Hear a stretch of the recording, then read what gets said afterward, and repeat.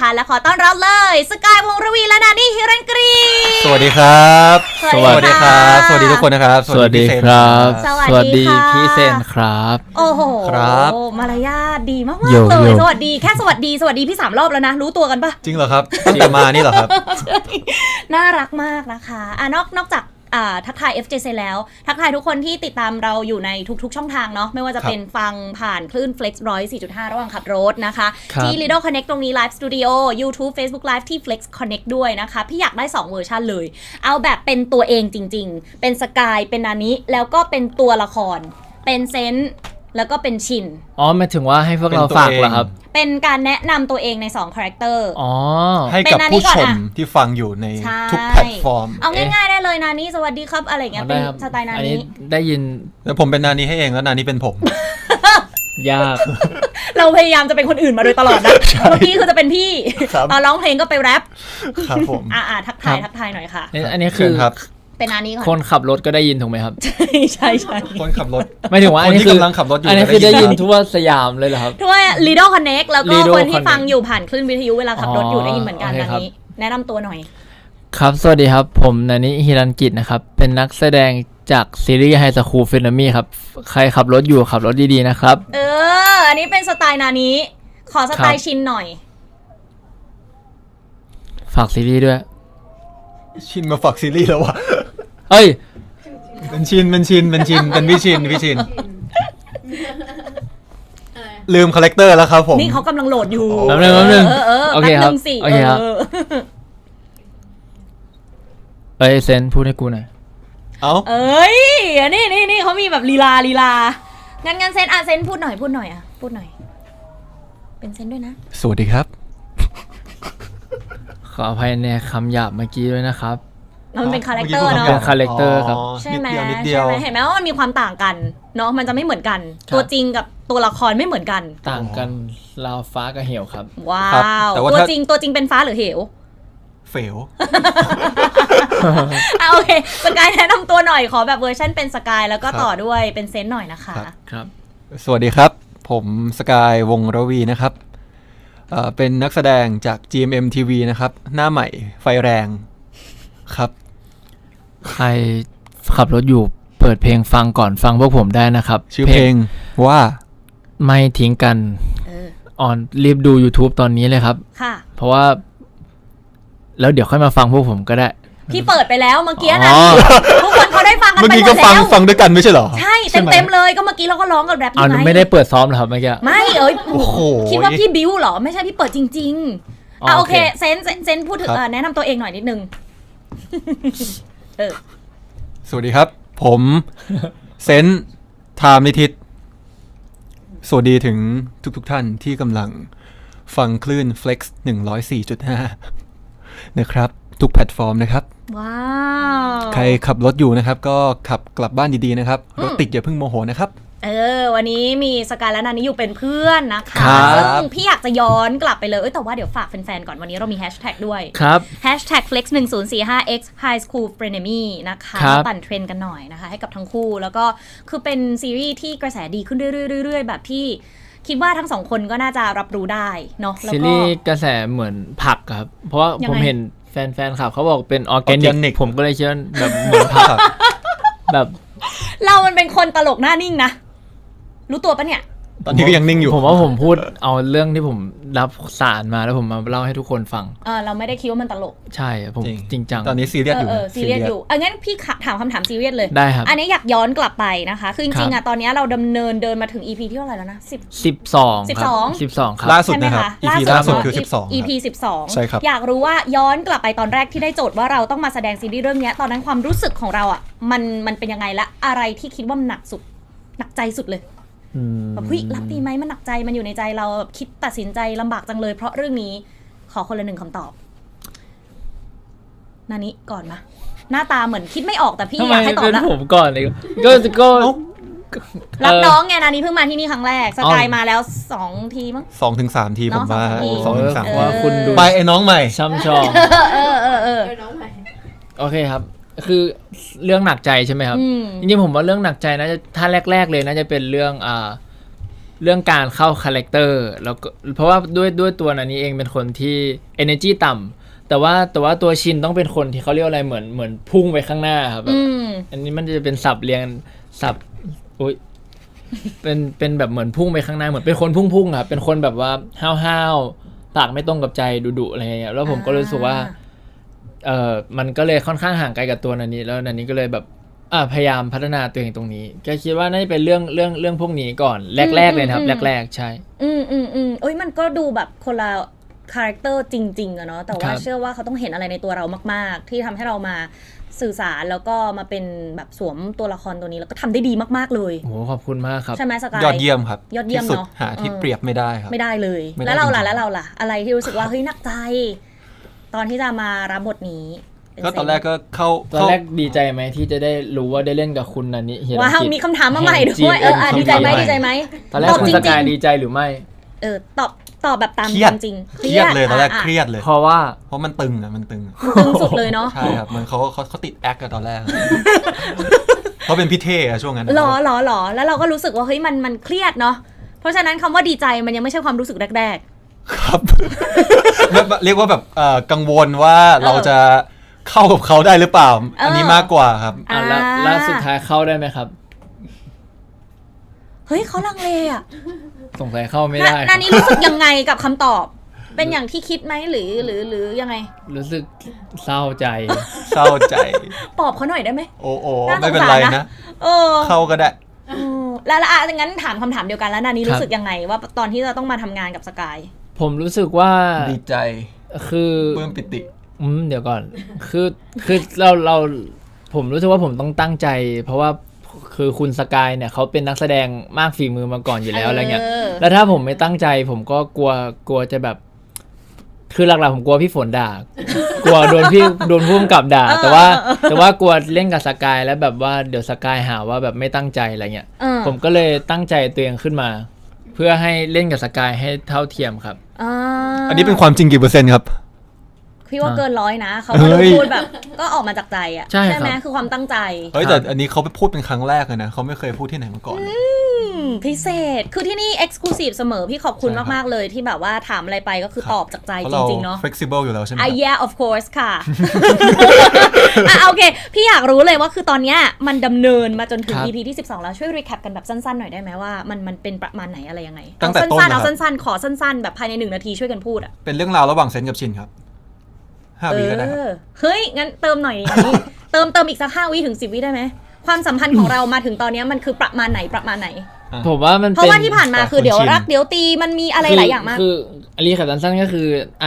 อาถึงแค่12 EP เซนกับชินเนี่ยมันเคยเป็นเพื่อนสนิทเพื่อนรักกันมาก่อนแบบสุดๆนะครับแบบสนิทแบบว่าทุกเรื่องเหมือนต้องคือตายแทนกันได้เงี้ยคือไม่ทิ้งกันอ่ะใช่ครับแต่คือวันนึงเหมือนเพลงเลยครับฝากเลยไหม แต่ว่าพอวันนึงครับชินมีอนาคตที่อยากไปเป็นนักกีฬาแล้ววันนึงกฎของแก๊งก็คือเป็นแก๊งสึนามิเนี่ยเซนตอนนั้นเซนก็เหมือนแบบโกรธถ้าแบบจะออกจากแก๊งต้องโดนกระทืบพอโดนกระทืบปุ๊บชินก็เลยเหมือนแบบเกิดขาหักแล้วก็อดเป็นนักกีฬาแล้วชินก็โกรธมาประมาณนึงโกรธเรื่องไม่ได้เป็นอนาคตส่วนหนึ่งแต่ว่าพอสิ่งที่โกรธจริงก็คือการที่เซนน่ะแบบไม่อยู่ข้างชินแล้วก็หายไปเลยอะไรเงี้ยครับพอเซนหายไปประมาณ3 ปีเลยแล้ววันนึงชินมันเลยเหมือนอนาคตมันพังแล้วครับก็เลยมาเป็นนักเรียนเป็นนักเลงครับกลายเป็นคือมันไม่ได้อยากเป็นนักเลงแต่มันต้องปกป้องเพื่อนๆที่โรงเรียนที่ไปเจออะไรเงี้ยใช่แล้วก็เลยกลับมาเจอเซนอันนี้ผมเล่ายาวไปไหมพี่ชอบมากพี่รู้สึกสนุกมากเลยตอนเนี้ยแต่เกิน1 นาทีแล้วนะเขาเล่า1 นาทีเหรอจริงด้วยผมไม่รู้อ่ะก็ไม่ผิดแล้วสุดท้ายก็เลยจนมาถึงปัจจุบันก็เกิดเรื่องง้อกันคุยกันทะเลาะกันอะไรว่ากันไปครับสุดท้ายก็มากลับมาเป็นเพื่อนกันอีกครั้งแล้วก็เดี๋ยวจะไปมีเรื่องต่างๆอีกเยอะแยะมากมายเหลืออีก4 EP ปะอีกใช่ครับ4 13 14 15 16 13 กระดาษทดไหม4 EP ครับ2 วีคมันจะเข้มข้นมากๆมันไวมากเลยครับไวมากเลยอ่ะเนาะทุกอย่างเกิดขึ้นเร็วมากรวมถึงเพลงด้วยที่เพิ่งปล่อยมาเมื่อ 2-3 วันที่แล้วไม่ทิ้งกันครับทำไมนะครับไม่ทิ้งกันไม่ทิ้งกันครับไม่ทิ้งกันครับคืออันนี้พี่พูดตรงๆเลยได้ปะพูดตรงๆเลยครับแต่ได้ฟังไปแล้วไม่อยากฟังแบบสด ลองดูไหม ว้าว เพราะด้วยความที่พี่เห็นฟีดแบ็กคือแต่ละคนเขาบอกว่าเริ่มมาแรปเลยเดือดเลย ใช่ แล้วก็ ครับ มีเสียงละมุนจากสกายด้วย สุดยอด MV ก็คือเปลี่ยนไปประมาณ185ชุด อุ้ยอันนี้เรื่องจริงไม่ใช่ครับ 104.5 ชุดครับ ก็คือเข้าโปรโมทไปอีกเอา สุด เลย ยอดไปเลยอ่ะ ไม่ ใช่ ก็เนี่ยแหละคือความในใจของพี่ที่ด้วยความที่เราเป็นคลื่นวิทยุ ครับ นานี้ตามธรรมเนียมแล้วอ่ะ ครับ มันต้องนิดนึง ได้เสม โอ้ อย เพราะว่า แต่ถ้านานี้แรปเนี่ยคนที่กำลังขับรถอยู่เนี่ยต้องระวังให้ดีนะครับ งั้น เพราะมันจะแบบโอ้โหมันแรปแบบ มันจะมัน พุ่ง มาก แรงมากโอ้โหดุเดือดสุด แต่ว่าตอนนี้ ระวั น่าง เหยียบ จะ เบ ร ร ถ ก ติดอยู่เพราะฉะนั้นไม่อันตราย ใช่ครับ อันนี้ โอค เต็มที่ได้เลยแล้วสกายจะต่อด้วยอะไรยังไง คือจัดมาได้ไหม exclusive มากสำหรับพวกเราชาว ได้ เฟซ ครับ และ ได้ แฟน เพ ๆ ราะ ที่ พว วัน ก นี้ เรา มารอ มั กัน น เยอะ ศิล มาก ปินดูโอหน้าใหม่ ที่ ของ สุดค่ะโอเค พี่ส่งเสียงให้ ได้ครับ ไม่ทิ้งกันค่ะ อันนี้ต้องมีเพลงดนตรีอะไรขึ้นไหมครับ ไม่มี ไม่มี เป็นแบบ backing track เลยครับ no no no คือสดเลย สดเลยสดกว่านี้ไม่มี ตู้สดแบบตู้ปลาจริงๆด้วย จริง โยโย่ What's up bro ฉันได้แต่สงสัยถึงความหมาย เอ้ย ในชีวิตของฉันที่เหมือนบางอย่างมันขาดหาย เดี๋ยวติดเลขสิทธิ์ครับเอาพอแค่นี้ นี่ เอ้ย เดี๋ยวมีเอ็กคู ส วัน กาย นี้ สกายอยากช่วยไหม อยากลองไหม ห่างได้แค่นี้ครับ ถ้าแสนเดี๋ยวมันไปไกลกว่านี้ ใช่ครับ มันจะไกลเลยผม มันจะ ว่า ไกลห่างแสนไกลจริงๆครับ เมื่อกี้คือพี่ว่าแบบเนี้ยมันจะทำให้คนที่ขับรถอยู่อ่ะเขาไปต่อไม่ได้จริงๆ มันรู้สึกค้างคามาก คือเหยียบคันเร่งแล้วต้องเหยียบเบรกอะ มันต้องมีอีกหน่อย จริง สกายไหนๆก็ โอเค ไหนๆแล้วพิเศษมากๆวันนี้พี่เชื่อว่าเราทำได้ และนานี้จะช่วยด้วยวิธีไหนก็ได้เลย ได้ครับ จะเล่น สกาย MV หรืออะไรทำเลย ได้ แล้วเขาแรปผ่านแล้วเหรอเมื่อกี้ ผ่าน ผ่าน แล้ว ไหม 2 ท่อนนะเมื่อกี้ ก็ถือว่าพิเศษมากเพราะปกติไม่เคยทำ อันนี้เป็นที่แรกของประเทศไทยเลยนะครับ ที่ว่าผมมาร้องสดให้ฟัง ว้าวหมายความ ทุก ว่า ค ถ้าน นอก เป็น ประ คน เทศ ไทยคนแรกที่ได้ดูพวกเรา จริง เอ ครับ อ ร้องสด เอาให้ยาวเท่าที่เขาแรปแล้วกัน โอเค โอ้ย มา ห่างแสนไกล นานเท่าไร แต่ฉันไม่เปลี่ยน ประมาณนี้ เอาน้ำจิ้มแบบออเดิร์ฟ เป็นไงคะ อยากฟังอีกใช่ไหมครับ คนขับรถอยากฟังอยู่ใช่ไหม ไปเปิด YouTube เลยเปิดเลย ไปปั่นวิวให้หน่อย เออ ทำได้ไหม เฮ้ยแต่ว่ายอดวิวเดินเร็วมากนะ เพราะว่าเพลงนี้เพิ่งปล่อยมาได้ 2 วัน ต้องขอบคุณ กว่าๆ ทุกคนหลายคนที่พยายามฟังซ้ำจริงๆครับ นะคะซึ่งพี่เชื่อว่าเดี๋ยวในงานที่กำลังจะมีขึ้น คือ ครับ EP สุดท้ายเนี่ยเป็น Final Final EP ก็จะมี ครับ งานเป็นมีตติ้งด้วยใช่ไหม ใช่ครับ คะ ใช่ครับ ชื่อ น่าจะ เต็ ได้ ม ฟั คื ง อ เราร้ Final องเพล EP ง Fan Meeting เลย ฝากหน่อยค่ะ ฝากครับ มา โอเคครับ พรุ่งนี้นะครับวันที่ 23 พฤศจิกายนนะครับ เวลา 10 โมงตรงนะครับ ทุกคนสามารถกดบัตรได้ที่ไทยทิกเก็ตเมเจอร์นะครับ ขอให้กดทันนะครับ แล้วก็ขอให้กดได้ทุกคนนะครับ จะมีคนกดหรือเปล่าครับ มีอยู่แล้วค่ะ มีจริงหรือเปล่า ไม่ใช่พรุ่งนี้10 ที่เจอกันที่สยาม คิด เอ ว่า อะไร พี่ว่าคิดว่ากี่นาทีโซเอาท์ โอ้โห โอ้โหเอาจริงๆผมยังเครียดอยู่เลย กลัวเป็นวันเป็น 2-3 วัน กลัวว่างเลยอะครับเอาจริงๆผมไม่อยากคาดหวังเลย ผมขอแค่มีคนไปก็ดีใจแล้ว มีแน่นอนพี่ฟันธง พี่ไปไหม วิ อ้าว พี่กลัวว่าเดี๋ยวจะกลายเป็นไปแย่งที่ของแฟนๆไง3 ธันวา เอาจริง ใช่ไหม ๆพรุ่งนี้ คะ เช้าผมจะลองลุกขึ้นมากดด้วยอยากรู้ ลองลุกขึ้นมาเนอะ ผมไม่เคยใช่ จะลองลุกเข้ามากด ถ้าสมมุติผมกดได้จริงๆอ่ะ อืม เดี๋ยวผมเอาแจก เออ จริง แต่เดี๋ยวผมจะลองลุกขึ้นมากดดู อยาก โอเค อยากรู้เพราะแฟนเขาบอกกดยาก พี่ส้มถามว่าปรึกษา ลอง คุณ ดู เอาเป็นว่าพรุ่งนี้ก็ขอให้ทุกคนโชคดี 10 โมงเช้าใช่ไหมคะ ทางไทยทิกเก็ตเมเจอร์แล้วงานในยวันที่ 3 ธันวาคม ครับผม ใช่ไหม วันที่ คะ 3 ธันวาคมนี้นะครับ อืม Final EP ครั้งแรกในชีวิตของพวกเรา ครับผม ค่ะสกายฝากหน่อย EP ต่อไปก็ได้ค่ะ ขอ ครั 20 บ วินาทีสุดท้ายก่อนที่เดี๋ยวไปคุยกันต่อในช่องทางออนไลน์ที่ โอเค Flex ครับ Connect ค่ะ ครับผมก็ขอฝากนะครับ High School Frenemy นะครับมิตรภาพคราบศัตรูนะครับ EP หน้าเราเดินทางมาถึง EP ที่ 13 แล้วครับ เรียกว่าโค้งสุดท้าย อืม แต่ว่ามันจะไม่ท้ายสุดครับ เราจะทวีความเข้มข้น มันจะไม่จบที่เซนชินเซนมันจะมี ครับผม มันจะมีหลายอย่างโผล่ขึ้นมาเรื่อยๆครับ ครับ แต่เราต้องอุบไว้ก่อน อย่า ค่ะ ไปแบกหญ้าให้งูตื่นครับ เนาะฝากเอาไว้เท่านี้แค่นี้ก็น่าตื่นเต้นไม่ไหวแล้วนะคะ ขอบคุณมาก ๆ เลยเดี๋ยวเราไปคุยกันต่อในช่องทางออนไลน์นะคะ YouTube ครับ Facebook Live ที่ Flex Connect ค่ะ ขอบคุณครับขอบคุณดีครับ อุ้ยน่ารักอ่ะเขาไม่ขับรถกันแล้วมั้งตอนเนี้ย เขาต้องจอดแล้วเขาต้องมาดูในไลฟ์เพราะว่าทั้งสองคนคือน่ารักมากนะ พี่เข้าใจแล้วว่าทำไมแฟนๆถึงเยอะขนาดนี้หันไปด้านหลังแล้วด้านหลังเขาไม่เห็นเราเห็นแต่แผ่นหลัง นิดนึงโอเคชื่นใจแล้วนะคะสวัสดีลิโดครับใครได้ยินนะครับตอนนี้เขายังได้ยินกันอยู่เนาะที่ Lido Connect นะคะแล้วก็ YouTube Facebook Live ที่ Flex Connect ด้วย ใครเดินเล่นอยู่พวกผมอยู่ Flex ครับ104.5 ครับเดินมาเลยครับมาอีกไหมวันหลังมาอีกเนาะพี่ว่านานี้ชอบนะใช่ครับเนาะมันดูเหมือนว่าสัมภาษณ์ศิลปินเดี๋ยวมันแบบก็เราเป็นศิลปินอ่ะมันมีไมค์แบบโยอะไรเงี้ยอยากแรปเพิ่มเปล่าพอแล้วครับไม่เป็นไรดูเขาอยากแรปเพิ่มเนาะทุกคนอยากฟังนะนี่แรปเพิ่มไหมครับเขาไม่ได้ยินแล้วหรอได้ยินไหมต้องดูในไลฟ์ใช่ไหมคะเขาไม่ได้ยินแล้วตอนนี้เสียงเบาไปแล้วใช่ไหมข้างหน้าโอเคงั้นเดี๋ยวอาจจะต้องทั้งทางกล้องและทางมือถือที่จะต้องแยกโสตประสาทกันนิดนึงแต่ว่าใดๆเชื่อว่าทุกคนดูย้อนหลังแน่นอนนะคะแล้วก็ใครที่อยู่ที่บ้านเนาะตอนนี้ก็ดูไลฟ์กันอยู่รถติดก็ดูไลฟ์กันได้นะคะยังจำได้ไหมว่าแฮชแท็กของเราวันนี้คืออะไร Flex 1045 X High School Phenemy ครับเฮ้ยเก่งมากผมอ่านนี่ตาเหลือบอยู่เนี่ยโอเคจะว่าไปซีรีส์เรื่องนี้เนี่ยมันก็โดดเด่นในหลายๆพาร์ทเนาะไม่ว่าจะเป็นเรื่องของแอคชั่นแล้วก็ดราม่านะคะอยากรู้ว่าถ้าถามระหว่างแอคชั่นกับดราม่าสำหรับเราสองคนแล้วเนี่ยอะไรมันยากกว่ากันต้องเลือกแอคชั่นกับดราม่าเพราะว่าแอคชั่นอันนี้ก็คือบูจัดมากผมว่าแอคชั่นไม่ยากสำหรับผมเพราะว่าเรื่องดราม่าแหละเป็นเรื่องดราม่าเนาะเพราะฉะนั้นแอคชั่นแอคชั่นง่ายกว่าครับสำหรับผมนะสำหรับคุณมันไม่เหมือนกันมันแล้วแต่คนสกายล่ะผมมันเลือกยากมากเลยมันพี่ถามว่าชอบไส้กรอกหรือแฮมมากกว่าแต่ผมชอบไส้กรอกพี่เป็นพี่ก็ตอบได้นะผมตอบไม่ได้ผมสนใจจริงป่ะจริงแต่ถ้าเกิดว่ารู้สึกว่านิดนึงมันนิดนึงอันนี้มันยากกว่านิดนึงสำหรับเราแอคชั่นกับดราม่าหรือมันมีอะไรที่ยากมากกว่านั้นในการสวมบทบาทเป็นแอคชั่นผมแอคชั่นดราม่ายากทั้งคู่เลยเหรอหมายถึงว่าพอเป็นแอคชั่นกับดราม่ามารวมกันแล้วเนี่ย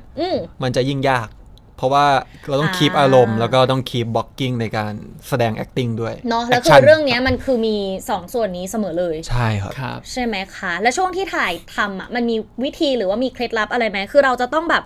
อยู่ในตัวละครนั้นมากๆเนาะตัวเราเราต้องเหมือนแบบสวมบทบาทนั้นแล้วเวลาเรากลับบ้านไปเราดึงตัวละครนั้นออกยังไงหรือว่ามันมีติดกลับไปบ้านบ้างไหมไปเป็นกับคนใกล้ตัวอะไรอย่างนี้มีบ้างไหมคะหรือมีเคล็ดลับยังไงในการแบบกลับมาเป็นนันนี้กลับมาเป็นสกายมีไหมจริงผมว่ามันค่อนข้างต่างกันชัดเจนใช่ครับมันพอมันต่างกันมากผมว่าพอคาดปุ๊บมันก็กลับมาเป็นตัวเองเลยอะไรเงี้ยใช่แต่ว่าเรารู้จักว่าชินมันนิสัยไงครับพอเรารู้ว่าเราต้องไปชินเราเลยรู้ว่าเขานิสัยไงเขาจะทำอะไรต่อแค่นั้นมันก็เลยเข้าไปง่ายอะไรเงี้ยใช่สกายล่ะมีอะไรเสริมไหมตอนนี้กำลังเอาสึนามิออกจากตัวครับเพราะว่าช่วงนี้ทำลายข้าวของพังตลอดเลยจริงปะเนี่ยโดยที่ไม่ตั้งใจมันมาเองมันมาเองหรอแบบมันกะแรงไม่ถูกช่วงหลังเพราะเหมือนเรื่องนี้พอต้องแบบเป็นหัวหน้าแก๊งเขาเหมือมองอะไรเขาคุณเหมือมองอะไรฟังอยู่เขากำลังตั้งใจอยู่เพราะว่าเป็นหัวหน้าแก๊งเนี้ยแล้วแบบว่าเราต้องแบบมีความแบบแมสคูลีนแบบว่าร่างกายกำยำพลังเยอะอย่างเงี้ยใช่ก็ต้องแบบไปฟิตเนสแล้วก็ไปแบบวิ่งคาร์ดิโอก็เลยทำให้แบบเหมือนเพิ่มแรงในร่างกายมาประมาณหนึ่งแล้วตอนนี้ก็ติดมาเนาะมันก็เหมือนแบบทำช้อนพังตอนกินข้าวอย่างเงี้ยช้อนงอจริงปะใช่ครับไปงานที่ต่างจังหวัดแล้วก็ทำเพราะว่าเราแข็งแรงขึ้นจริงๆจากบทบาทของการเป็นเซนอะครับแล้วรับผิดชอบไหมเนี่ยอะไรนะครับรับผิดชอบไหมเชลที่พังวันนั้นเขาก็น่าจะหักค่าตัวไปสัก 20% นะผมว่าแล้วมันเป็นงาน Grand Opening แล้วก็ Grand Opening แล้วก็ Grand เลย Grand ให้เขาเห็นเลยครับผมเรื่องนี้จริงๆคือถ่ายทำกันมาแบบเป็นเกือบปีไหมคะ9ประมาณ9 เดือนครับงั้นเราประมวลจากทั้งหมดเอาเป็นว่าด้วยความที่มันผ่านมาแล้ว12 EP เนาะพูดถึง12ตอนที่ออนแอร์ไปแล้วกันมีฉากไหนอันนี้เข้าคำถามใหม่แล้วนะที่นานี้กับสกายรู้สึกว่าเนี่ยเป็น the best ของเราอันนี้แยกตอบกันเลยใน12 EP ที่ผ่านมาถ้าตอนนี้ถามแบบลอยๆเลยคิดออกว่าเฮ้ยฉากเนี้ยคือเป็นแบบที่สุดแล้วสำหรับสกายอาจจะแบบเป็นดราม่าแอคชั่นหรืออะไรก็ได้ลองยกตัวอย่างพูดชื่อมันเลยไหมว่าชื่อซีนอะไรได้เลยแฟนๆนึกออกแน่นอนคุณสกายก่อน คุณสกายก่อนบ้าง คุณสกายก่อนบ้าง บ้างครับ บ้าง นี่ผมตอบตลอดเลย ตั้งแต่โปรโมทมาเดินสายมา 4-5 วันเนี่ยฮะ แต่ว่าอันนี้เขาตอบยาวมากๆนะเขาแบบว่ามีรายละเอียดมีข้อมูลเยอะมากแล้วตอนนี้เขากำลังกลั่นกรองอยู่ แล้วเดี๋ยวรอคำตอบเขามันจะ ครับ ไม่ธรรมดา มันจะ ไม่ธรรมดา ปังมันจะแบบ เออ มีคำตอบที่ดู มีไหม แพง ฉากที่เป็น the best ของสกายของเซนเนี่ย ที่รู้สึกว่าแบบ เอ้ยจำไม่ลืม 12 EP ที่ผ่านมา จริงๆถ้าเอาชอบกับเอาประทับใจมันคนละแบบเนาะ เอาอะไรดีอ่ะ ชอบส่วนตัวนะชอบส่วนตัว งั้นเอาชอบส่วนตัวก็ได้ ชอบส่วนตัวก็น่าจะเป็นแบบฉากที่รวมกันเยอะๆเพราะด้วยความที่เรื่องเนี้ยนักแสดงเยอะมากครับ10 กว่าชีวิต แล้วแบบพอมันจะมีซีนใหญ่ๆที่ทุกคนต้องมารวมตัวกันอะมันจะมีความยากแล้วก็ความท้าทายในการที่ทุกคนเนี่ยจะสามารถจำทุกอย่าง เพราะมันเป็นลองเทคเยอะมาก ใช่ครับ ด้วยเนาะ ใช่ เรื่อง ครับ เนี้ยเพราะว่าถ้าเป็นแบบบางอันเป็นแอคชั่นดราม่าด้วยแล้วคนเยอะด้วยอย่างเงี้ยมันจะมีความวุ่นวายมาก ซึ่งถ้าแบบผิดไป1 คนก็คือต้องเริ่มใหม่ทั้งหมด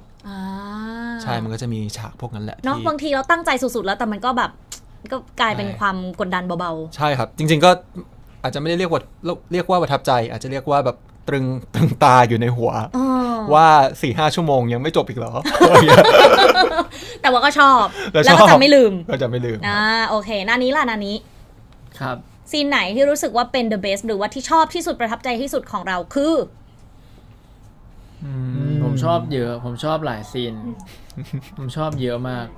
งั้นพี่ขอหนึ่งก็ได้พี่ขอหนึ่ง จริงๆซีนผมว่าถ้าซีนที่ดราม่าด้วยสำหรับผมดราม่าด้วยแอคชั่นด้วยน่าจะเป็นซีนที่ผมต้องฟันดาบอะไรเงี้ยใช่มันก็จะมีความโกรธด้วยแล้วเราก็ต้องคีบอารมณ์ด้วยอะไรเงี้ยใช่แล้วแบบมันต้องเก็บอารมณ์ไว้นั้นตอนนั้นน่าจะเป็นซีนแรกที่เห็นน้ำตาชินหยดด้วยอะไรเงี้ยครับใช่ แล้วซีนเนี่ยเดี๋ยวผมเสริมให้ว่าผมไปอ่านคอมเมนต์ใช่ครับผมไปอ่านคอมเมนต์เขาบอกว่าซีนนี้เป็นซีนที่น้องชินร้องไห้ได้สวยที่สุด โอ้ยประทับใจเนาะไม่ใช่แค่เราประทับใจนะ คือแฟนๆเห็นแล้วเขาก็ประทับใจไปด้วย ดีใจครับดีใจขอบคุณที่มองเห็นน้ำตา น้ำตาจระเข้ไว้เนี่ยฮะ เขามองเห็นทุกอย่างแหละ ครับ เนาะเพราะว่าเขาดูทั้งสดด้วยดูแบบอันคัดด้วยใช่ไหมมันมี2เวอร์ชันเลยใช่ไหมคะ ใช่ ขออีกหนึ่งคำถาม ครับ เป็นคำถามเดิมแต่ว่าเป็นฉากที่รู้สึกว่าเป็น the best ของทั้งคู่ the best ของทั้งคู่ใช่ไหม ซึ่งพี่ไม่รู้ว่าจะเป็นคำตอบตรงกันไหมแต่ The ว่า best of อะไรดีฮะ of of the year of ออกแนวรำคาญเลย เหมือนถูกถามกลับตลอดเวลา the best of Sky นานี้อ่ะ โอเคครับ ในเรื่องเนี้ย คนละซีนใช่ไหมครับหรือว่าอันนี้คือแบบหมายถึงจะให้ความ ตกลงกันแล้วก็มาสรุปเป็นซีนเดียวได้ไหมเผื่อว่ามันอาจจะตรงกันก็ได้ลองคิดดูก่อนแค่ให้เวลา10 วิ งั้นปิดไมค์ไปก่อน พี่ปิดให้เผื่อเขาประชุม10 อันนี้ดีกว่าฮะคุยกับใครวะเนี่ย เขากลัวมัน ผม แบบ ว่า ว่า ผมอันนี้ส่วนตัวผมว่าซีนล่าสุด EP 12แล้วกัน ได้ ไม่ ไหม ปรึกษาอะไรเลย ได้ไหม แล้วซีนไหนอะ สกายง่ายๆอยู่แล้ว ซีนที่สกายตัวเซนต์นอนข้างกองขยะ งั้นลองเอาอย่างนี้ด้วยความที่ เราไหนๆก็ไหนๆแล้วลองจำลองเหตุการณ์ดูไหม คือผมจะบอกว่า เราลองเป็นกองขยะกันสักคนหนึ ซี ง น จำลองไม่จำลองยากเดี๋ยวเล่าก่อน แล้วยังไงดีอ่ะคือพี่ก็อยาก คื เห็ อน เล่า ไง ก่อนน่าจะคือจะเล่าว่าคือซีนนั้นที่ประทับใจเพราะว่าจริงๆอ่ะบทมันถูกตัดไปให้จบกันแค่น่าจะแค่แบบกอดแล้วก็จบไปแล้วแต่ว่าคราวนี้มันก็เหมือนแบบพวกผมก็อิมพอไว้กันต่อ ตลอด จนมายาวจนมาจบแบบเล่นกันเองนะครับ จนมาจบที่แบบกอดคอดูดาวผมรู้สึกว่ามันเป็นอะไรผมรู้สึกว่ามันเป็นเมจิกโมเมนต์ที่เกิดขึ้นกับแบบชินและเซนแล้วแบบรู้สึกมันเป็นเพื่อนแบบมิตรภาพจริงๆอ่ะผมรู้สึกว่าการที่แบบเหมือนเรื่องราวทุกอย่างมันผ่านมาแบบแม่งเจอเรื่องนั้นเรื่องนี้มาทุกสิ่งทุกอย่าง แล้วก็มาจบกันแบบแบบผมรู้สึกว่าผมเป็นชินแล้วผมอยากด่าเซนว่าแบบทำไมมึงทำตัวโง่อย่างงี้มึงต้องเลิกโง่ได้แล้วนะอะไรเงี้ยแล้วผมรู้สึกว่ามันจบกันที่แบบในความรู้สึกนะตอนนั้นที่เล่นนะรู้สึกว่ามันเหมือนแบบมองตาแล้วแบบรู้สึกมันผ่านอะไรด้วยกันมาเยอะจริงๆแล้วรู้สึกว่ามันเหนื่อยมันแบบมันเหนื่อยแล้วมันรู้สึกแบบผ่านมาสักทีว่าแบบวันนี้คือมันจบลงแล้วคือวันนี้คือเราแม่งกลับมาเป็นเพื่อนกันกลับมาเป็นแบบเพื่อนที่รักกันกลับมาเป็นเพื่อนที่เข้าใจกันทุกอย่างกลับมาเป็นเพื่อนที่แบบความรู้สึกดีๆทุกอย่างกลับมาผมรู้สึกว่านี่คือซีนที่แบบ ผมประทับใจนะตอนเล่นแล้วก็นะประทับใจนะตอนที่ดูด้วยรู้สึกว่าแบบดีใจที่เล่นไปแล้วมันเป็นอย่างเงี้ย โอ้ แล้วมันเกิดขึ้นเองด้วยตามธรรมชาติเลยแบบ ทั้งสองคน พี่ฝนไม่บีบอะไรเลยใช่ครับมันแบบ มัน คือ เหมือนกับ จบแค่ตรงนั้น เราเติบโตกับตัวละครนี้แล้วเรา ใช่ ผูก ใช่ พัน พี่ อะ ใช่เรารู้สึกว่าแกพี่ฝนอาจจะพูดว่าแบบ ถ้าตัวละครอยากทำอะไรก็ลองทำดูเนี่ยซึ่งผมก็ได้คุยกับเซียนว่าแบบมึงเลิกโง่นะมึงอย่าทำตัวแบบนี้เองนะ พี่กำลังดีเลยลองสวมบทบาทนั้น พี่ไม่ต้องมีกองขยะก็ได้ลองสักหน่อยไหมมา อุ้ย อินโพรไวส์ให้พี่ดูหน่อยพี่อยากเป็นพี่ฝนพุ่มกับทำไมขำล่ะ ลองดูพี่เป็นพี่ฝนนะวันนี้ เลือกซีนมันซะยาวด้วย ซีนสั้นๆไม่เลือกแล้ว อ๋อก็ชอบไงเลยชอบ ไม่ได้คิดว่าต้องเล่น ถ้ารู้ว่าต้องเล่นก็ไม่เลือก เดี๋ยวพี่ดุนะ เอาซีนขี่มอเตอร์ไซค์เขาไม่มีมอเตอร์ไซค์ เอาสิเมื่อกี้แหละเมื่อกี้หน้านี้ทำได้แล้วพูดมาแล้วเมื่อกี้คือแบบบทพอจะจำคร่าวๆแต่ ตอนนั้นสภาพผมนี่ต้องอย่างนี้ละ ลองดูนิดนึงมาผมก็จะแบบอะไรเงี้ยแบบ พูดนิดนึง ผมก็จะด่ามันว่าแบบว่า ไอชินมันนั่นมึงเหรอ ไม่เอาตอนคุยกันเสร็จแล้ว คุยเสร็จแล้วโอเคงั้น ก็ว่าแบบ ไม่งั้นมึงก็ต้องนี่มึงก็อย่างนี้แล้วก็นอนตีแผ่แล้วก็นั่งมองดูดาวเนี่ยสมมตินี่เป็นดาวมึงก็ด่ากูว่ามึงแม่งโง่ชิบหายขอโทษครับ คือผมจะก่อนอย่างงี้ แล้วก็แบบมึงกอด แล้วก็แบบมึงแม่งโง่ชิบหายประมาณแบบว่ามึงเลิกทำตัวแบบนี้แล้วนะแบบประมาณแบบคือถ้าเพื่อนคุยกันแบบแม่งเหนื่อยแล้วอะคือมึงเลิกทำอย่างนี้แล้วเลิกเป็นคนโง่เลยละคือผมเล่าอย่างเดียวเลยผมไม่ได้เล่นคาแรคเตอร์เลยใช่ แล้วกูก็จะพูดว่าโง่จริงว่ะแล้วเราก็อาจจะแบบมีแบบฟึบมีอะไรอย่างงี้กันนิดหน่อยตีกันตามภาษาทุกสิ่งอย่างคือเกิดขึ้นโดยการที่พี่ฝนไม่ได้พูดเลยเราไปเรื่อยของเราแล้วผมก็ไม่คิดว่าพี่ฝนจะใช้เพราะว่าอันนั้นมันแค่เล่นปุ๊บพี่ฝนซื้อแล้วก็กลับมาเล่นแค่แคบอีกรอบหนึ่งซึ่งถามว่าเล่นเหมือนเดิมไหมก็ไม่ได้เหมือนเดิมเพราะว่าเราไม่ได้จำเพราะมันเกิดขึ้นนะตามความรู้สึกในหน้าตัวละครที่เกิดขึ้นในตอนนั้นเจ๋งอะแต่ว่าเราจะคีปคำว่าคีย์ที่เราเล่นกันไปแล้วแบบเฮ้ยเมื่อกี้เล่นไปวะแล้วก็จะคุยอ๋อประมาณนี้แล้วก็สุดท้ายก็คือจบที่แบบเรานอนดูดาวด้วยกันเลยผมรู้สึกว่ามันเป็นอะไรที่เจ๋งว่ะผมรู้สึกว่าในหลายๆเรื่องในเรื่องไฮเตอร์คูเฟนนี่คือพอพวกผมแบบอิมพอไว้กันขึ้นมาแล้วมันเป็นเมจิกโมเมนต์หลายๆซีนที่มันเกิดขึ้นอ่ะพอมาดูก็แบบเซนชินมันแบบมันดีนะมันแบบเคมีได้จริงมันน่ารักดีใจมันจะเป็นเพื่อนสนิทกันจริงๆครับไอซีนกินขนมปังก็อิมพอไว้อย่าพูดนะเพราะวิจะให้ทำโอเคไม่พูดละอะไรกินขนมปังอะไรนั่นผมเอาขนมปังยัดปากสกายแค่นั้นขนมปังต้องเข้าแล้วตอนนี้เอามาดิหิวอยู่ตอนนี้พี่มีแต่น้ำสลัดเปลี่ยนเป็นซีนกินน้ำสลัดแทนงั้นเอาอย่างนี้พี่ขอเป็นเอาจริงเหรอเนี่ยพี่คนเราไม่เอาขนมปังก็ได้พี่มีโจทย์ของพี่ด้วยความที่เราแบบอินพอไวส์กันเก่งแล้วก็คือไม่ได้เก่งขนาดนั้นครับมันเก่งมันอยู่หน้าตามสถานการณ์งั้นพี่ลองยกตัวอย่างเป็นสถานการณ์ที่พี่คิดเอาไว้ได้ไหมได้ขอบคุณนะคะน่ารักกันมากเลยแต่ว่าถึงจะบอกว่าไม่ได้พี่ก็จะให้ทำอยู่ดีพี่จะแบบว่ามีแบบวิธีการที่อยากจะให้เราทำเพราะว่าโจทย์ของพี่มันน่ารักลองดูนะคะว่าให้ทั้งคู่เนี่ยสวมบทเป็นเซนชินแล้วก็ต่อบทกันเองตามหัวข้อที่พี่มีให้ขอ2หัวข้อพอ มันเป็นมิชชั่นเล็กๆที่พี่เชื่อว่าพวกเราสามารถคอมพลีทได้สถานการณ์แรกค่ะตั้งใจฟังให้ดีมีฝ่ายหนึ่งแอบไปดูหมูเด้งแล้วไม่บอกฝ่ายไหนอะงั้นเซนต้องเป็นคนไปดูพี่ว่าตามสถานการณ์นี้พี่ว่าด้วยความที่เนาะนะเราเขาแค่นี้เลยเขาไปดูหมูเด้งเขาไม่บอกเราจนหมูเด้งนี่จะโตเป็นหมูด้วงแล้วมาด้วงคืออันนี้เป็นเซนชินหรือเป็นสกายนานี้ครับเป็นเซนชินไหมเป็นเซนชินมันต้องเป็นไอชินสินะเขาไปคือเซนไปดูหมูเด้งแล้วไม่บอกได้ไงแล้วไหนบอกไม่ทิ้งกันเข้าใจไหมเพลงไม่ทิ้งกันขึ้นมาละไปปั่นยอดวิวเลยนะใครจะเริ่มก่อนเล่นยากกว่าอยู่กับพี่ฝนหนึ่งแล้วยังไม่เริ่มเลยนึกว่าเริ่มแล้วเขาขอแบบเกริ่นก่อน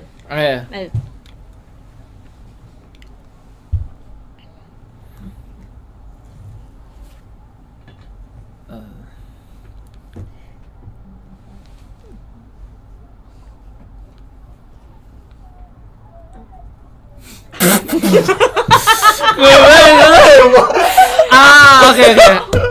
มาละ แต่พี่ว่ามันก็ดีนะ มาละ แต่ว่าพี่อยากได้บทด้วยไม่แต่พี่ว่าหน้าก็โอเคอยู่ โมโนล็อก พี่พูดเลยเขาบิ้วกันแบบนี้นี่เอ อิ ง นเนอร์โมโนล็อก มันได้นะ แต่ว่าขอมีบทด้วย โอเคครับ เออ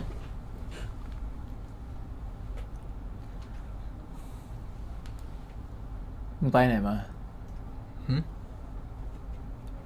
ไปไหนวะ ไปสวนสัตว์ไม่ใช่เหรอ ใครบอกมึง ต้องดูหมูเด้งยัง หมูเด้งอ๋อที่เป็นฮิปโปใช่ปะกูเห็นอยู่ใน TikTok อ่ะน่าไปดูอ่ะไว้ไปดูด้วยกันปะ ไม่ใช่มึงดูแล้วเหรอ ดูอะไรวะกูก็ดูใน TikTok เนี่ย CCTV เขาส่งผ่านไลฟ์อะไรมา แล้วกูรอไปดูกับมึงไง ไปเลยกูไม่ไปละ ไปดูหมูเด้งเหรอ ไม่ไปกับมึงอะ เฮ้ยเก่งอ่ะ จบ เก่งนะ พี่ขำตั้งแต่มีคำว่าหมูเด้งออกมาแล้วอะ ขำไม่ได้เรื่องนี้ขำไม่ นะ ได้ หมูเด้งไม่ขำนะครับหมูเด้งน่ารัก ใช่ มันน่ารักมันเลยน่าขำอ่ะ แล้วตอนนี้นะครับหมูเด้งคอลแลบกับ GMMTV แล้วนะครับ ปล่อยเพลงมาแล้วเนาะ เชิญน้องมาได้ไหมครับผมอยาก ขายเสื้อ อยากคอลแลบ แต่ว่าสกายนานี้ทำไมไม่ได้คอลแลบครับ อยากคอลแลบเพลงกับหมูเด้งครับ เราทำเพลงต่อไปของเรากันก่อนดินานี้สกายอ่ะ เนี่ยจบเพลงนี้แล้วขอคอลแลบกับหมูเด้งหนะครับ โอ้ เอาโอเคถือว่าทำได้ดีมาก ครับ ๆ แล้วก็มีโอกาสที่เขาอาจจะเห็นเราว่าเรามีแววแล้วได้ไปคอลแลบกับหมูเด้งก็ได้ โอ้ย ใครจะไปรู้ บุญคุณ ใช่ ในชีวิตมาก งั้นพี่ขอไปโจทย์ 2 เลยได้ไหม ได้ครับ ขออีก 1 ข้อค่ะ สถานการณ์ที่เป็นหัวข้อต่อไปให้ทั้งคู่ improvise กันในฐานะที่เป็นเซนกับชินนะคะ คือ มันเลือกไม่ได้ว่าจะชวนกันไปดู Toy Story หรือว่าจะไปดู Hello Kitty ดี โอ้ตาย เริ่ม 3 ไม่มี motivation เลยอันนี้ 2 1 ไป ใครเริ่ม อันนี้คือเข้าคาแรคเตอร์ยัง ใครเริ่ม นะ ใครเริ่ม เซนไปเซน เซนเริ่ม ไม่รู้ว่ามันเลือกไม่ได้ว่าจะชวนไปดู Toy Story หรือว่า Hello Kitty ชินตอนดีละดีละชินดีละ เอาตอนย้อนอดีตดีกว่ากูอันนี้มันน่าจะต้องเป็นย้อนอดีต แบบแฟลชแบ็ก แบบว่าตอนเด็กๆ แล้วแบบป .6 แล้วไปดู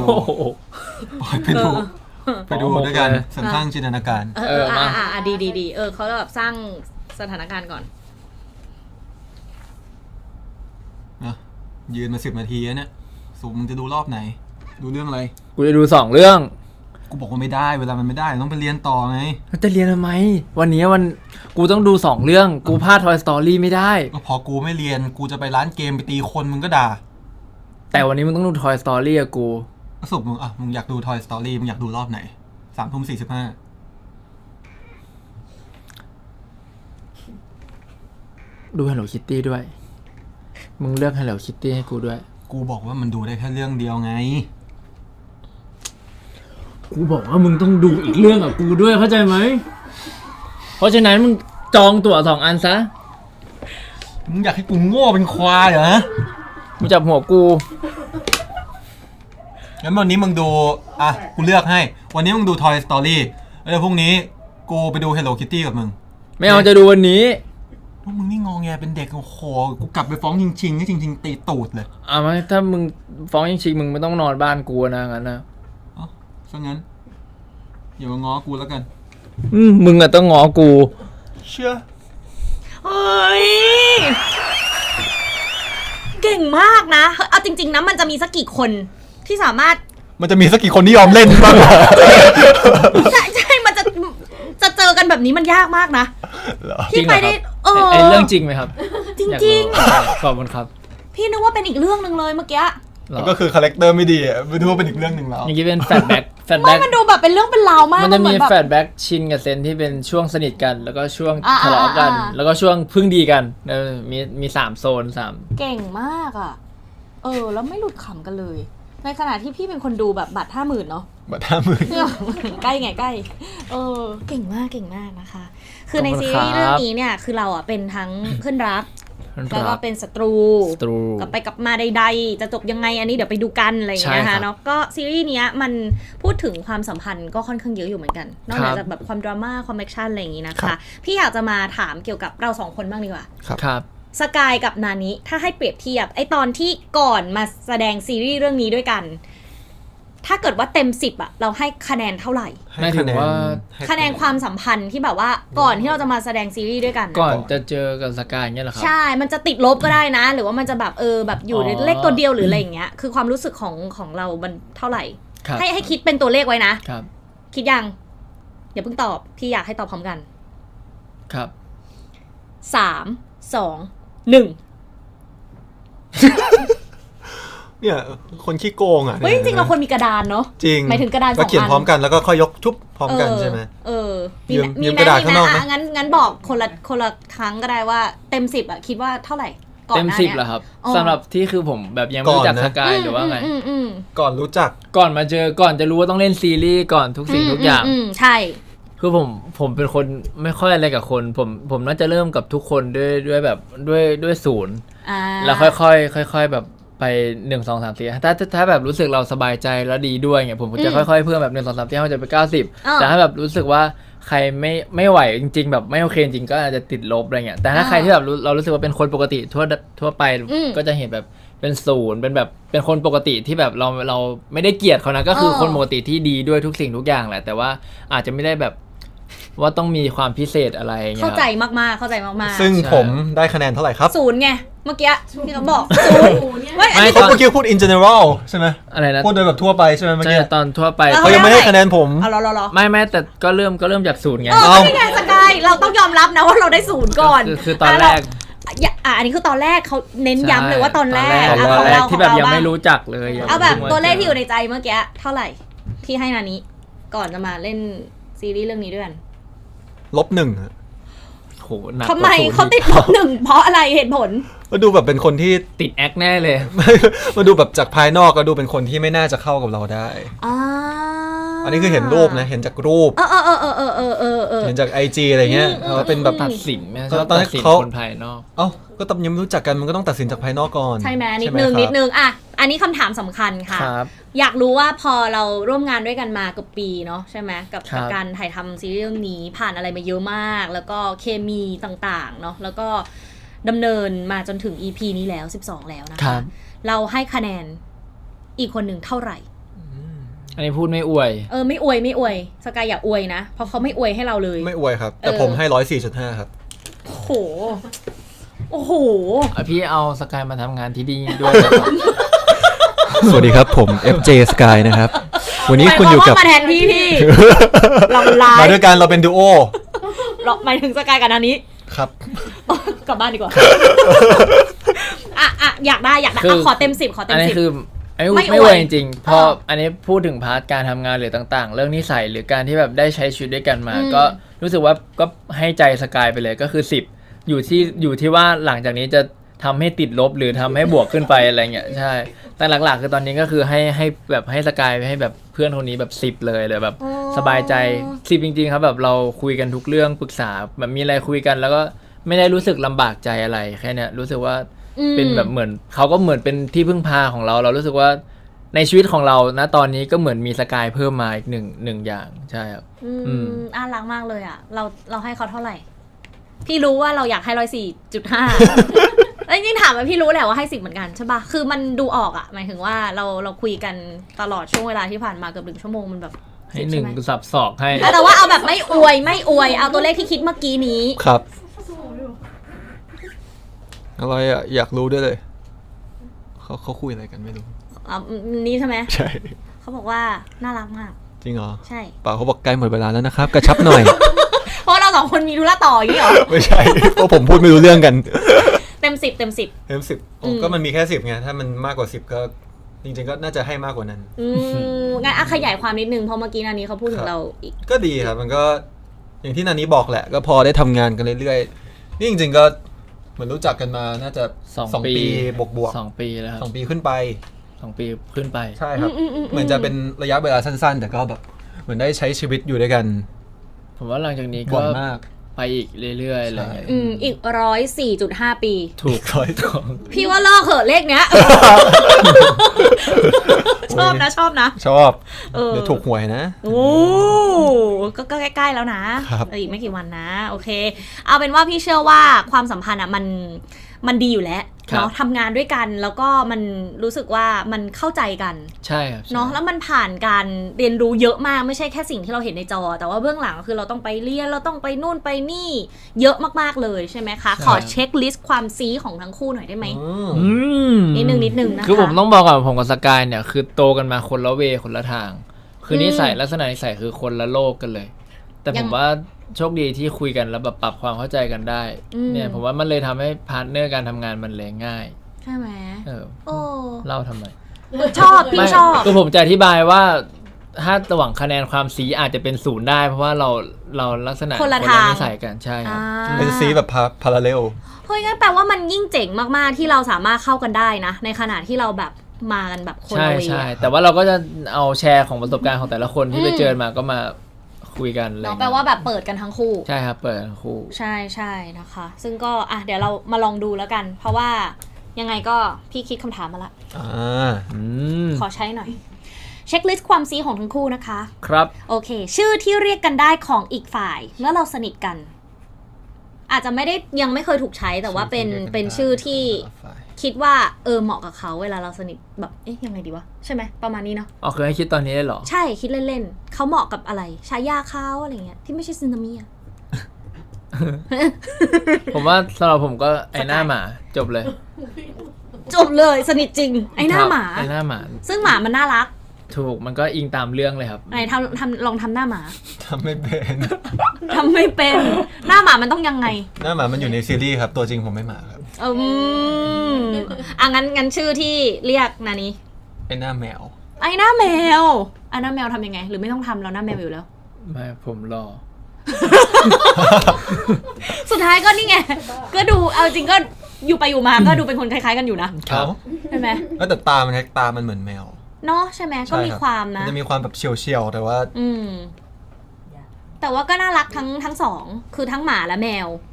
ครับ คือจริงๆแล้วคือมันคือสัญลักษณ์ของความน่ารักน่าเอ็นดูอะ แต่จริ ใช่ ง ไหม ๆพวกเราคือหมูเด้งครับ กลับไปที่ฮิปโป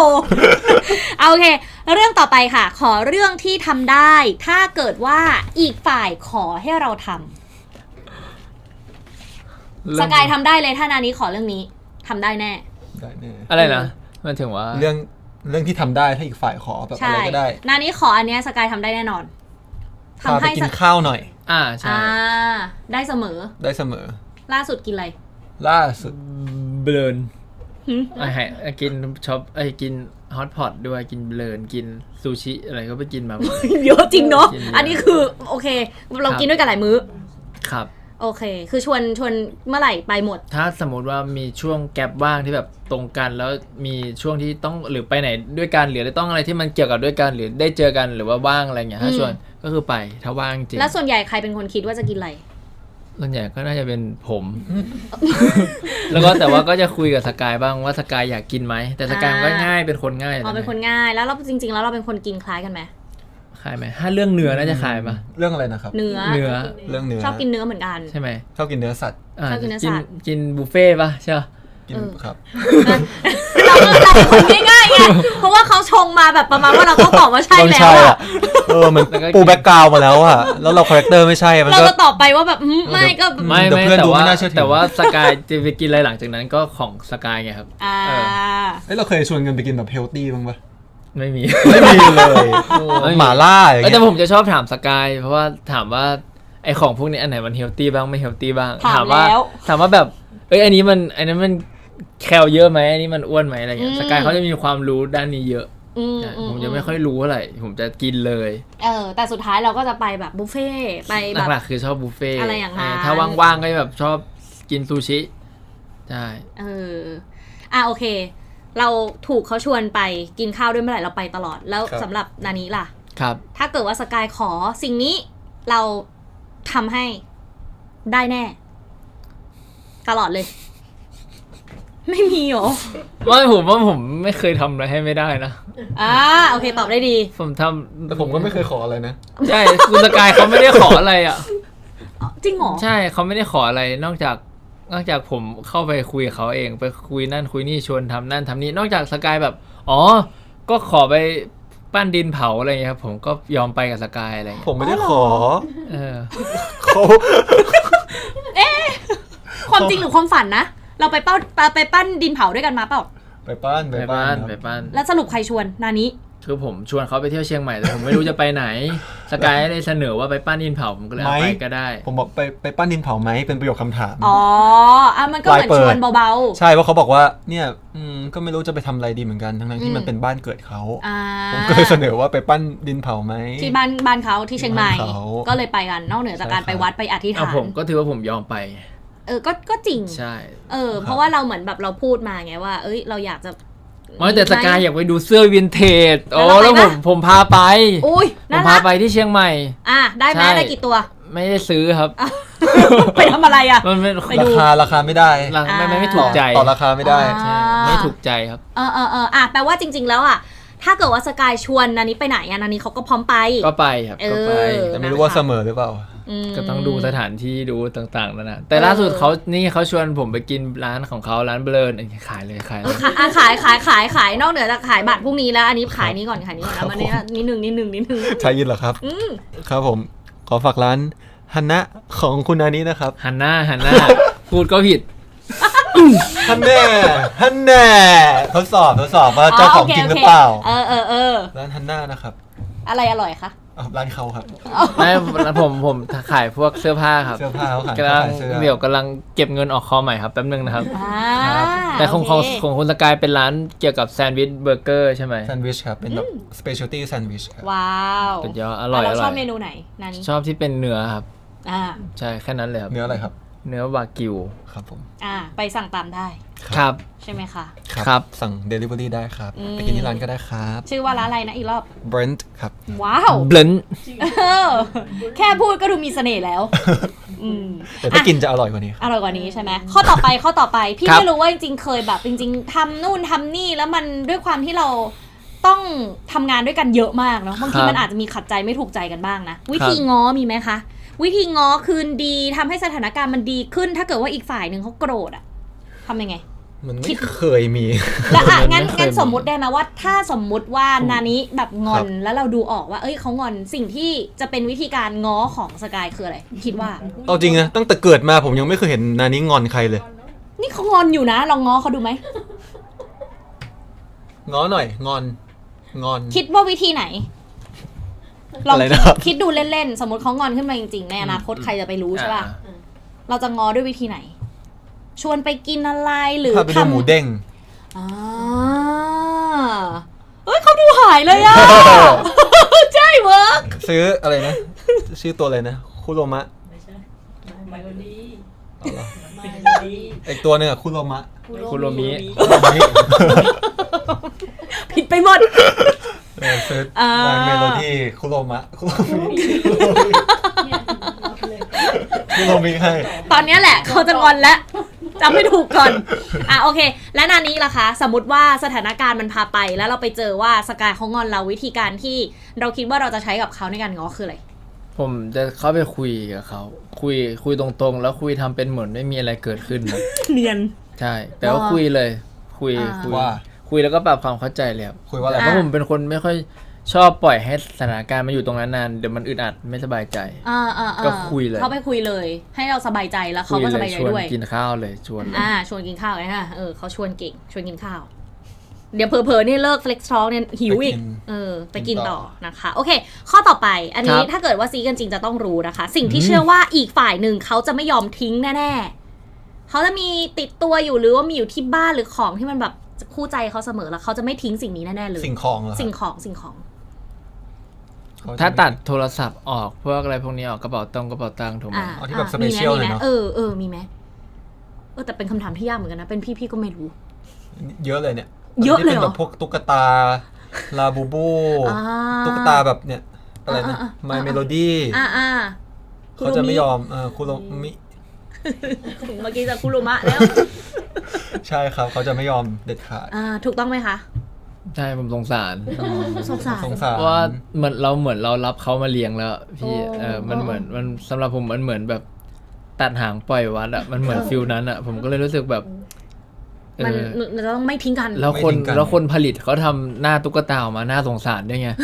แล้วผมก็เลยแบบ ตุ๊กตาตัวไหน อะไรนะ ตุ๊กตาตัวไหน ในทุกๆตัวมันน่ารักอะ อ่า แล้วก็แบบ อ่า ก็เลยเก็บน้องไว้ แต่ณจุดนี้เจ้าของเองจะไม่มีที่อยู่แล้วครับเพราะมัน ตอนนี้มี กิน ประมาณ ที่ กี่ตัวหรือว่ารู้ไหมว่ากี่ตัวเป๊ะๆเลย มีเต็มห้องผมเลยแบบ ตบกัน104.5 ตัว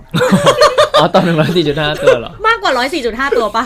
มันไม่ได้ขนาดนั้น มีครึ่งตัวด้วย แต่ว่าด้วยความที่มีลิมิตของห้องอะไรเงี้ย อ่า ซึ่งมันก็เกินลิมิต เอา มาก ไป ๆ ไว้ที่ แล้ ห้ ว องเขาดิ ใช่อะไรนะ เอา ไป ไป ฝาก ไว้ที่ นะ ห้อง มันไปฝากก็กลัวน้อยใจอ่ะ อ๋อโอ้ ใช่ ไม่ได้เกรงใจเพื่อน แต่ว่าเป็นการ ไม่ กลัวตุ๊กตาน้อยใจ ใช่กลัวเหมือนว่าเราทิ้งเขาให้เขาไม่อยู่กับเราอะไรเงี้ยใช่ เขามีพื้นที่ให้ตุ๊กตานะครับ แต่รู้ไหมครับว่าห้องเขาไม่มีพื้นที่ให้ไมโครเวฟ บ้านไม่มีไมโครเวฟ ผมใช้หม้อทอดไร้น้ำมัน โอ คิด เค ว่า มั มัน น ก็ พอ ใช้ได้ แล้ว อยู่โอเค ใช่ครับ มันก็อเนกประสงค์ ถูกครับ แปลว่าเราตอบได้ดีแล้วนานี้ตอบของสกายมั่งสิ่งเนี้ยเขาจะไม่ยอมทิ้ง ผมว่าสกายก็เหมือนคนปกติทั่วไปน่าจะแว่นตาดำไหม ถูกไหมถูกไหม คือสกายก็จะมีพวกแบบ บอกว่าสเปเชียลหน่อยไม่ใช่หรอแว่นตาดำเป็นสเปเชียล สเปเชียลนะ ก็ส ไม่ เปเชี ใส่ ย ละ ล เท่ คือ นะ บางคนก็อาจจะไม่ใส่เยอะนะ บางคนก็มีแล้วก็เหมือนวางทิ้งไว้อะไรอย่างเงี้ย ผม แล้ว เห็น เรา เขา ก็แบบว่า ใส่บ่อยอยู่ อ่า เดินแอคเลยอ่ะ เดินแอคเลย ไม่งั้นก็เป็นพวกพวกอุปกรณ์แบบออกกำลังอ่ะไม่รู้ว่าผมรู้สึกว่าสกายเขาจะพกเหมือนใน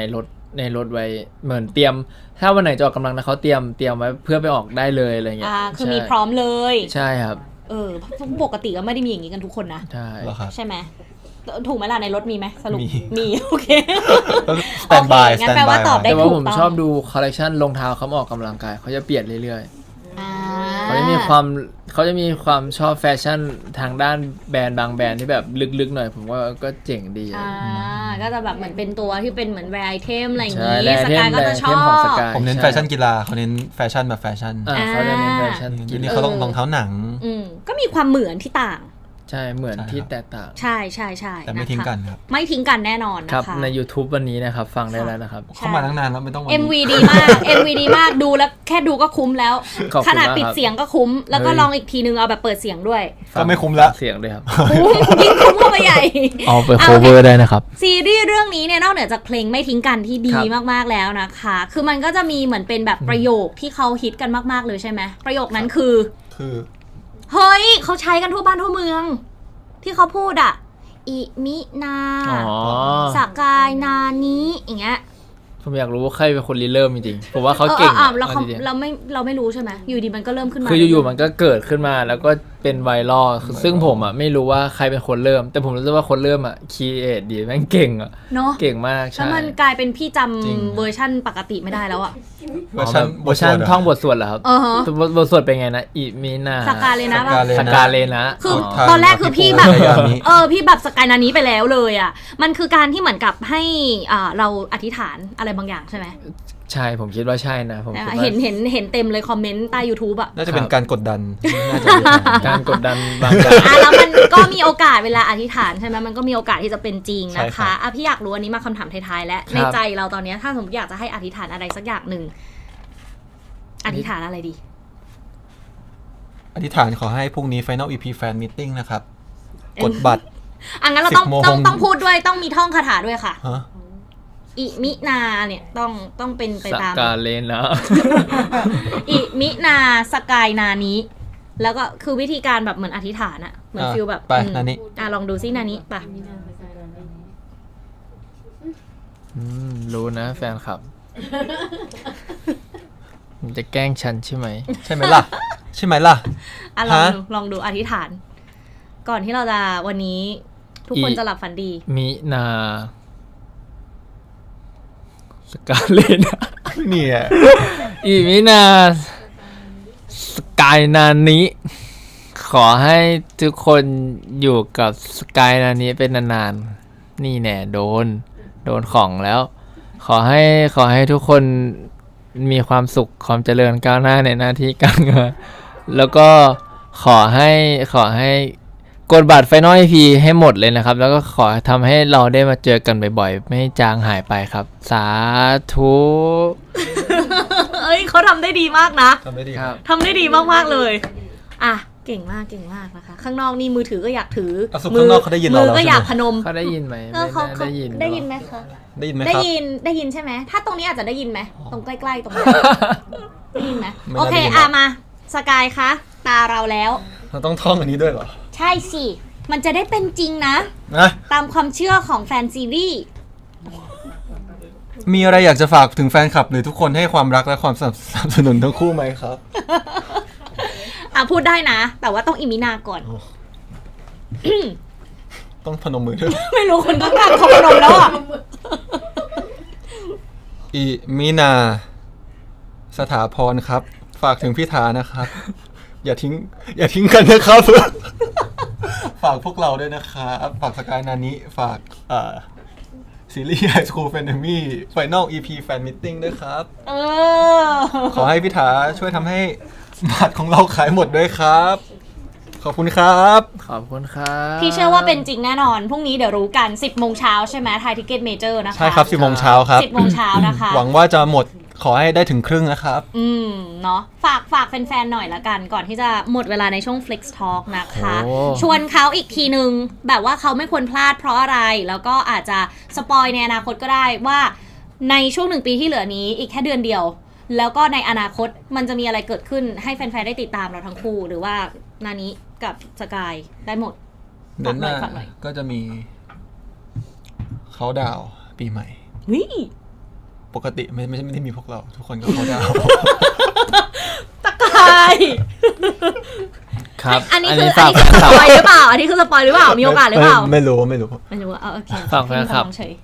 ก็ ขอให้ ฝากทุกอันเลย หมายถึงว่าฝากพรุ่งนี้เหรอ ไม่ฝากทุกอันเลย ได้ ว่าเราจะมีอะไร ได้หมด ถึงธันวา อยาก นี้ ฝากอะไรฝาก อ๋ เล อ ย ก็ ฝากอะไรฝากสตาร์ลิง อย่างแรกเลยก็ขอฝากเพลงไม่ทิ้งกันก่อนนะครับ จากศิลปิน หน้าใหม่ ดูโอ ดูโอหน้าใหม่ ดู นะ โอ ครับ ที่ลิโด คุณ อะไรวะ สกายและคุณนานินะครับ ชื่อเพลงไม่ทิ้งกันนะครับ ตอนนี้ก็สามารถรับฟังได้ที่ YouTube แบบไม่จำกัดเลยนะครับ ฟังได้ตลอดเลย แล้วก็ซีรีส์ High School Frenemy นะครับ ตอนนี้เดินทางมาจนถึง EP ที่ 13 แล้วก็เดี๋ยวมันก็จะมีอะไรอีกให้น่าติดตามเยอะแน่นอน บอกเลยว่า EP 16 เนี่ย มันสุดจริงๆนะ มันสุดทุกอย่างเลย เพราะว่าเรายาวเชื่อมไปจนถึง Final EP เลยครับ ก็ใครที่จะไปดูแฟนมีตติ้ง Final EP ของ High School Frenemy นะครับ ก็อย่าพลาดกันนะครับ ถ้าใครไม่ว่างมาก็ไม่เป็นไรครับ แต่ว่าถ้าใครว่างมาจริงๆก็กดบัตรกันด้วยนะครับ แล้วเราจะได้เข้าดูพวกเรากันแบบเต็มที่เลย นั่นหมายถึงว่าถ้าใครที่ติดงานจริง ๆ แล้วแบบลางานไม่ได้แล้วจะโดนไล่ออกเนี้ยไม่ต้องมาก็ได้ครับ แต่ว่าถ้าเกิดว่าว่างแล้วก็แบบสะดวกจริง ๆ ก็อยากให้ทุกคนมาดูสดพร้อม ใช่ กัน ค ค รั รั บบ พวกเราจะยินดีมากๆ พวกเราก็จะมีอะไรพิเศษมันอาจจะไม่พอคนดูแล้วอาจจะรู้สึกว่ามันไม่ได้พิเศษสำหรับพวกคุณก็ได้เพราะมันอาจจะแบบเฮ้ยแม่งเอ้ยอะไรเงี้ยแต่ว่า เชื่อไหมว่าพิเศษ แต่ว่าเราทำเต็มที่เพื่อให้มันดูพิเศษนะครับ เราจะทำทุกอย่างเพื่อให้มันดีให้มันดูมีความสุขที่สุด เราจะทำให้ ตั้ง เป็น ใจ ความ เต็มที่ ตั้งใจเต็มที่ให้เป็นความทรงจำที่ดีที่สุดของทุกคนและของพวกเราด้วยครับ แล้วก็ขอฝากงานของเราทั้งสองคนในอนาคตไม่ว่าจะเกิดอะไรขึ้นงานเดี่ยวงานคู่งานอะไรต่างๆ หรือว่ามีอะไรต่างๆ ก็ขอฝากด้วยนะครับ พวกเรา ลูกค้าเข้าได้นะครับ อยู่ที่ประเทศไทยนะครับ คือจ้างได้เลยครับ คือจะเขาดาวน์หรืองานปีหน้าหรืองานอะไรพวกเรายัง สงกราร สงกรารอะไรเงี้ยครับ จีน เพราะเราเล่นน้ำได้จุด รับครับ ทุกสิ่งทุกอย่างเราทำกันได้นะครับ ขอบคุณทุกคนที่รับฟังณที่นี้ด้วยครับ Flex 104.5 104.5 เฮ้ยพี่ชอบมากพี่ว่าฟังแล้วแบบสบายใจมากว่าหลังจากนี้เราจะมีนานี้แบบอยู่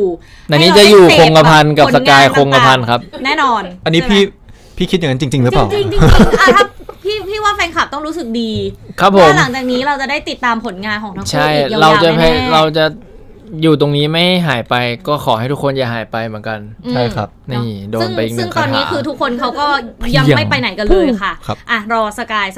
ฝากหน่อย ครับ นิดนึง ฝาก อีกนิดนึง หน่อยครับ โอ้โหฝากอะไรต่อที อะไรดี เพิ่ม ฝาก เติมนิดนึงจาก อ่า สิ่งที่เขาพูดไปแบบโอ้โหล้นมากเมื่อกี้ ฝากอะไรดีฝากสตาร์ลิมปิกแล้วกัน อ่า สตาร์ลิมปิก งาน นะครับ ที่จะมี จิม เออ MTV งาน สตาร์ลิมปิกงานกีฬายิ่งใหญ่ แห่งปีของ GMMTV นะครับ ปีนี้ผมอยู่คนละสีพี่ส้มทำไมอะ พี่ส้มมือขึ้นทำไมอะผมอยู่สีขาวนะครับ แต่คุณนานี้อยู่สีดำนะครับ รับรองว่างานนี้ หญิงหยางหญิงหยาง สนุก ต้อง ส มี นาน แหลกกันไปข้าง เนาะก็เดี๋ยวรอติด เดี๋ยวทำผมเก็ ตา บ ม นะ มีหลายงานเลยนะ มีหลาย คะ งานมากครับ ที่เดี๋ยว แต่ ได้ ว่าก็ยังเข้าได้อีกครับ เดี๋ยว ยังได้ เดี๋ยว อยู่ มีงานอันนี้ด้วยครับวันที่ 26 นี้ ค่ะ พวกเรา2คนขึ้นไลน์อัพด้วย ก็ไปดูกันว่าจะเป็นซีรีส์อะไรก็ไปดูครับ มีแต่เรื่องน่าตื่นเต้นวันนี้ Flex Talk เราแบบ Exclusive เต้นเนี่ย มาก ฝั่งเนี้ยตื่นเต้นสุดเลยตอนเนี้ย ๆ อยู่กันไม่สุดเลยทีเดียว เต้นอะไรก็มาโปรโมทงาน เอ้ยเอาจริง ๆ นะ พี่ว่าวันเนี้ยเราแบบที่สุด ครับ พี่ชอบเนาะแต่ว่าโอกาสที่จะได้เจอกับทั้งคู่ครั้งต่อไปเอาแบบที่ใกล้ที่สุดเลยก็คือวันจันทร์หน้า วันจันทร์หน้า ใช่ไหมคะ High School Frenemy มิตรภาพคราบศัตรูนะคะ อ๋อ ติดตามกันได้ หมายถึงซีรีส์ออนใช่ไหมครับ ถูกต้อง เจอกัน จันท ใน ร์อัง ทีวี คารนะคะ ตอน 20:30 ทาง GMM 25 ครับ 25แล้วก็มีเวอร์ชันอันคัดด้วย ทางวิว ทางวิวเลยครับ นี่ นี่ วัน สุ นี้ ด เป็ ย น อ ส ด ปอนเซอร์ของเรา ใช่ ด้วย ครับ นะคะ ขอบ ไป คุณ ดู มาก เว ค อ รับ ร์ชันอันคัดกันได้ ขอบคุณ นะะ ทางวิวด้วยครับ ที่ทำให้พวกเราได้ขึ้นอันดับ 1 เฮ้ย เป็น ใช่ เกียรติมากครับ พูดถึงอันดับ ครับ ขึ้นอันดับ 1 ไปแล้วใช่ไหมวันนี้แฮชแท็กของเราซึ่งเดี๋ยวหลังจากนี้มันจะขึ้นอีก แต่ว่าตอนเนี้ยอยู่อันดับ 5 แล้ว โอ้ขอบคุณมากครับ #flex1045 เก่งมากเก่ง นะ มา คะ ก เก่งทุกคนเลยครับ High School Frenemy นะคะ หมดเวลาแล้วด้วยสำหรับวันนี้โอกาสหน้าพี่เชื่อว่าเดี๋ยวต้องได้มาเจอกันอีก ครับ แล้วก็คุยกันยาวๆในช่วง Flex Talk แบบนี้นะคะ ก่อนจะจากกันไปนะครับ คุณนานี้จะแรปให้ฟังอีกสัก2เวอร์สนะครับ ไปนานี้ปิดจบด้วยการแรปถ้า โย่ พร้อมแล้ว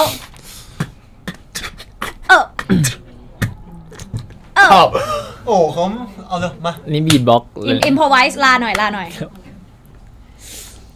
เดี๋ยวก่อนนะ เอาท่อนไหนดี แล้วเราจะลากันไปด้วยท่อน แล้วเรา นี้ค่ะ แล้วเราจะลานไปใน YouTube นะครับ โอเค ผมร้องก็ได้